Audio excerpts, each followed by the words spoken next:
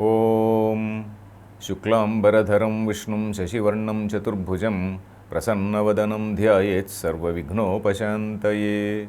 Om. Dear friends, welcome to the Geeta. We are seeing an important shloka in the 4th chapter, that is Yada Yada Hi Dharmasya. Most of us we know this shloka because most of us we see all movies, and in all these movies relating to Puranas we see that Krishna is there. Krishna, he sometimes he shows that Vishwarupa. So that in that Vishwarupa he says Yada Yada Hi Dharmasya Glanir Bhavati. So that is where we were. And yesterday I explained to you what is dharma. I think I explained in fairly big detail. Dharma is something which is accepted by all virtuous people, all righteous people. From the bottom of their heart, they not only tell, they also do, and they are the people who do not have any sort of raga or dvesha. So that is what is dharma. Their conduct is what is called dharma. And dharma, again, one more point about dharma is something which always keeps in mind the changing times. Of course, that is not mentioned here, that is not the relevant point here, but this is something which we have to know. It is not mentioned here, it is not the context, but it is something we are supposed to know.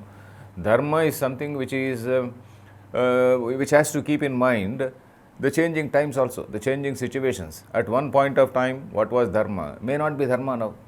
Maybe some 100 years ago, things like, say for example, untouchability it is not dharma, it is not there anywhere in our books. And kindly let us know that untouchability is something which is not there anywhere in our books, but it is there in the society. So everybody thinks that it is there in our dharma. So what was supposed to be right by society about 100 years ago is certainly a crime now. So dharma is something which also keeps in mind the changing times. So that is the reason why we have got several dharma shastras. We talk about the oldest dharma shastra is Manusmriti. Manusmriti was said to be the dharma shastra for Kruta Yuga. And later that Kruta Yuga has changed, gone, and then social times have changed, and then there are so many other smritis which have come. We only know the name of Manusmriti, but there are 18 standard smritis. They are called Ashtadasa Smriti, 18 famous smritis, and there are umpteen number of smaller smritis. And these famous smritis are like Narada Smriti, Shankhalikita Smriti, Parashara Smriti, Yajnavalkya Smriti. So like that, there are so many smritis. So this Yajnavalkya Smriti is again a very famous text on which somebody has written a very huge commentary, and that commentary is very famous. And in fact, even the British, when they came to India, they took most of the legal principles from that. While they were chalking out our Indian Penal Code and also the Indian Criminal Procedure Code, they took many points from that what is called Mitakshara Vyakhya. Then anyway, there are so many Smriti Granthas. Why have so many Granthas come into existence? Because of changing times. What is there in Manusmriti may be slightly modified in some other Smriti. There are certain unchanging things. For example, you have to speak truth. It can never change. There are some other things like Satyam Vada, Dharmanchara, you respect your parents, respect your elders, and all these things, they never change. There are certain small peripheral things which do change. And that is what is accepted in our texts also. Our texts also say, for example, Shankaracharya himself says in one place in Sutra Bhashya, Brahma Sutra Bhashya, Yasmin Deshe Kale Nimittesha Yo Dharma iti Vyavahriyate. That means something which has been accepted as right at a particular time, in a particular place by some people. Yasmin Deshe Kale Nimittesha. In a particular time, in a particular place, in a particular context. Nimitta means a context. That may not be dharma in some other place, some other time, and some other context. Saeva Deshantare, Kalantare, Nimittantare cha Adharma iti Vyavahriyate. He says in Brahma Sutra Bhashya. Then again in one Upanishad also says, Taittiriya Upanishad, if you see the Upanishad, that Upanishad has a beautiful line which all of us have to remember. What is that? Atha yadite dharma vichikitsava vrutta vichikitsava syat. Taittiriya Upanishad has got 3 portions. That is, the first part Shikshavalli, the second is Anandavalli, the third is Bhruguvalli. You need not remember the names. You can remember as part 1 Taittiriya Upanishad, part 1 11th Anuvaka. You can even Google search. Part 1 11th Anuvaka. There is a line. Atha yadite dharma vichikitsa va vrutta vichikitsa va syat. Suppose you go to a new place and you do not know what is the dharma there, what is the achara there, what are the mannerisms, what is the way in which you have to conduct themselves. There, you have to follow whoever are the elders there, whoever are considered good people there, not only elders, but they are supposed to be good people. Ye tatra brahmana sammarshinaha yukta ayukta, those people who are very, very neutral, absolutely neutral, those who are righteous in their behavior. So you have to follow their behavior, whatever they say is dharma.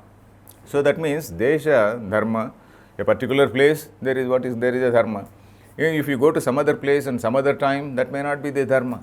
So dharma is something which is rather flexible. So that is the reason why our constitution also keeps changing several times. And that is the reason why we have more than 40 dharma shastra granthas. So that is why I am telling all this is, of course we are also going to see the discussion on what is called varna, how varna is different from caste. We have to see, because caste is something which is the biggest weakness in the Indian society. It is not there in our dharma, it is not there in our text, but it is something which is there in the society. And everybody thinks it is there in the Geeta. Krishna has created caste. It is not Krishna who has created caste. If Krishna had to create caste, Krishna would have put himself in some highly elevated place. He had not done that. It is not Krishna who has created. It is the society which has created caste. We are going to see that all that later. But here, yada yada hi dharmasya glanir bhavati bharata abhyutthanam adharmasya. Whenever there is ascendancy of evil, then I create myself. Then what for? What is the point? Of course, in this shloka, he has made two things clear. That is, this creation, self-creating, God appearing as a human being again and again and again, yada yada hi, whenever. So that means it is not a one-time affair. That is one point which he made. The second point which he made is, now there is a dharma glani, there is a danger to dharma, so that is the reason why I am here. So Krishna is also saying, I am here only because there is a dharma glani. So these 2 points we see here. Then he says, Paritranaya sadhunam vinashaya cha dushkrutam dharma samsthapanarthaya sambhavami yuge yuge. So here again, this is a continuation, that is 8th shloka. This shloka also usually we have seen in movies. Paritranaya sadhunam. Sadhu means those righteous people, virtuous people, gentle people. Paritranaya, for their protection. And vinashaya cha dushkrutam. Dushkruta, that is bad people, people who are doing all evil deeds, for their destruction, for vinashaya. Then dharma samsthapanarthaya. After destroying those people, what happens?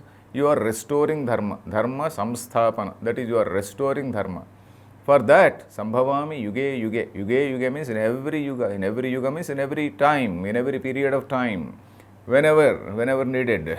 So whenever there is ascendancy of evil, there is a cosmic principle. There is a cosmic principle of that intervention. There is a divine intervention in the shape of man only. God doesn't come straight away like a god and then he will not do. He will come in the shape of a human being only.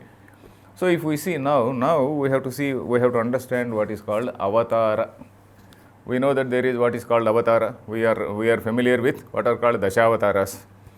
And what is this avatara? Avatara, the meaning of avatara means descending. Avataranam. In Sanskrit, the word through, there is a root word called through. Through means either to float in water, plavana taranayoho, that is what it means. Plavana means to fly, and also tarana, that is to swim over, to swim across. So tarati means one who swims across. Suppose there is a river, you are swimming across. Nadi taranam is, that is crossing over the river. And taraka mantram we say. Taraka, what is the meaning of taraka? That which makes you cross over this ocean of samsara is called taraka mantram. Taraka means that which takes you across the river, or that which takes you across the ocean. That is taraka. So that is what we uttirna we say. Pariksha in the examination is uttirna. Uttirna ho gaye we say. Uttirna means what? He has crossed over. So crossing, that is what is the meaning of through dhatu. So avatara. Ava is an upasarga. Upasarga is a prefix. When a prefix is added to that, it changes its meaning and it becomes coming down. Coming down means, suppose you are stepping down from a car. Avatarati. Kar yanat avatarati. That means he is getting down from a car. So here, what is the avatara? Avatara means getting down from where to where? So we are all visualizing that there is something called the God is somebody who is in heaven. So there is no such thing as up and down if we see the cosmos, there is no such thing as up and down, because in the cosmos there is no such thing as east, west, north, south, or up and down. So it is only in our visualization, particularly in our Purana, Upanishads or philosophy, Vedanta does not talk about avatar. And where do we get this concept of avatara? Concept of avatara we see only in the Puranas, Itihasas, etc. So Krishna is now talking at the level of an ordinary man. Krishna is shifting his position. Earlier he talked from the level of, from that absolute position, he talked about Maya, he said how that supreme thing manifests as this whole universe, etc. Now, yada yada hi dharmasya, from a practical point of view, at a practical level, what is happening is, whenever there is some crisis situation, then there is a divine manifestation in the form of a human being. So that is avataranam. Avatarana is somebody who is the God, that is a divine being appearing in a human form. Then when the human being appear, there is a question may arise. We are all born because of our whatever past karma. Whatever past karma we have committed, because of that past karma, there is somebody has taken a birth. But God, for the sake of, in the case of God, is he also affected by that karma doctrine? He is not affected by the karma doctrine, because he is above this karma doctrine. For us, it is called a bhautika deha. Bhautika deha means something, the body which is made of these 5 elements, and because of our karma. Whereas in the case of the divine, in the case of that cosmic being, it is not depending on the karma. It is called a Leela Vigraha. It is said to be God's Leela. It is something which is the glory of God. It is a glorious appearance. So that is the difference between ordinary man's birth and avatar. Ordinary man is governed by the past karma, whereas Krishna, Rama, or somebody, that avatar is not governed by karma. It is just an appearance of a Leela, appearance of that Lord. Then what else we have to see here?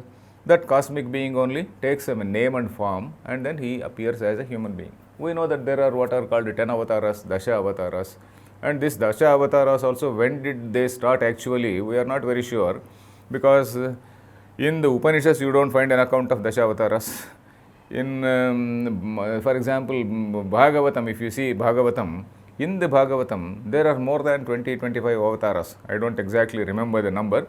There are more than 20-25 avatars of the divine. So many people like Kapila is an avatar, then some other Jadabharata. So many people, there are so many avatars. And there are certain avatars which come for a specific purpose. For example, Nrasimha avatara. Nrasimha avatara is somebody who has come for a specific purpose of killing that particular Hiranyakashipu. Again, that is a very, very symbolic nature. That symbolic Hiranyakashipu, which again, now that the name has come, I can also clarify. What is the meaning of Hiranyakashipu and Prahlada? Prahlada means what? Hladam, ahladam, you know the word ahlada. Ahlada means happy. Prahlada means a person who is absolutely happy. When is a person happy? A person is happy when he does not hate anybody, when he has no desires, when he has no longing, when he has no great affection with the body-mind complex, when he has no great attachment with the body-mind complex, when he is absolutely contented, when he is not hating anybody, he is happy, Prahlada.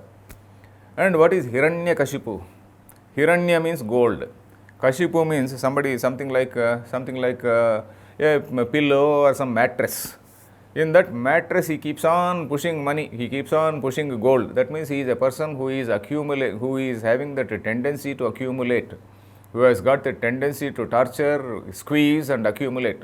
So Hiranyakashipu represents greed, and Prahlada represents absence of greed. So when there is greed and absence of greed, naturally there is a conflict. And when that conflict rises to a very high pitch, then naturally there is a need for a divine intervention. And that greed, somewhat like our anti-corruption agencies, so the corrupt people, they find so many ways of avoiding tax net or avoiding law, let us say. So there is a very highly corrupt man. He has 100 ways of protecting his corrupt money or corrupt ill-gotten money, let us say. So similarly, Hiranyakashipu also asks for so many boons from Brahma. And so many boons from Brahma gives. And again a question may come, why should Brahma give so many boons? And why should again Lord Krishna Vishnu has to come and then intervene and all that? Brahma is not a person. Brahma is a sort of universal law. That is, Brahma means something like you have done some work and you have to get the result. Work and result, work and result. That is the cosmic law of reward. That is what is called Brahma. You do hard work and you get your result. You are a scientist, suppose. A scientist may be a good person, may not be a good person, but he will get the result. So similarly, Brahma giving boons to various people means it is symbolic in nature. So that means a person who has done a lot of hard work and then he has attained all those things. So similarly, in the case of our Hiranyakashipu, what does it mean? He seeks so many boons. I should not be killed during the day. I should not be killed during the night. I should not be killed in the house. I should not be killed outside the house. And I should not be killed by a human being. I should not be killed by a divine being. I should not be killed by any weapon. So many conditions he has put. Like our corrupt people, they have so many ways of hiding their money. He has got so many ways. So Lord Vishnu has to find a way in which he has to appear in such a form where it is neither inside the house nor outside the house, that is somewhere on the threshold, and neither day or night, that is somewhat in the evening, and again not by any weapon. It is not a man, not an animal. Not a man, not an animal. Narasimha is not a man, not an animal.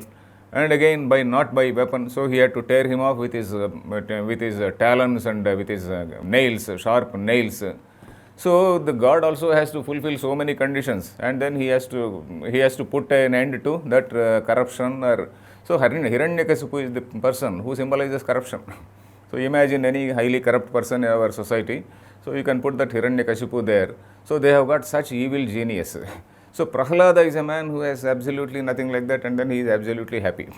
So this is Prahlada and Hiranyakasipu. I just suddenly occurred to me. So this is an avatara which has come for a specific purpose. So similarly, the earlier avatara was what was called Hiranyaksha. Hiranyaksha is a man who lifts the entire earth and takes away. He is somewhat like our land grabber. Hiranyaksha is the man who lifts the whole earth and takes away.